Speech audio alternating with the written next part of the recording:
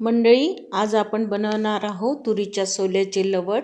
यासाठी 1 कप तुरीचे सोले स्वच्छ धुवून मिक्सरच्या भांड्यात घ्यायचे। यामध्ये 2 हिरव्या मिरच्या, 4-5 लसूण पाकळ्या, अर्धा इंच अद्रक, खूप सारी कोथिंबीर, अर्धा चमचा जिरे, मीठ चवीनुसार, हळद, तिखट आवडीनुसार, 1 चमचा जिरेपूड, 1 धने जिरेपूड। पाणी न घालता भरड करून घ्यायची। ही भरड एका भांड्यामध्ये काढून घ्यायची। त्यामध्ये 1 चमचा बेसन, 1 चमचा तेल घालून याचे गोळे बनवून घ्या।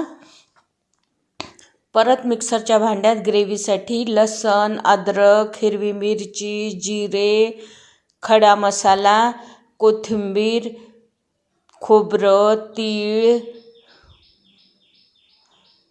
टोमॅटो, कांदा घालून याची पेस्ट करून घ्या। एकदम बारीक फाईन पेस्ट करा।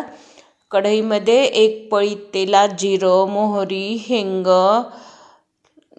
तिखट, मीठ, हळद, धने जिरे पावडर घालायचे आणि गरम पाणी घालायचे। पाण्याला उकळी आल्यानंतर हे गोळे यामध्ये सोडा।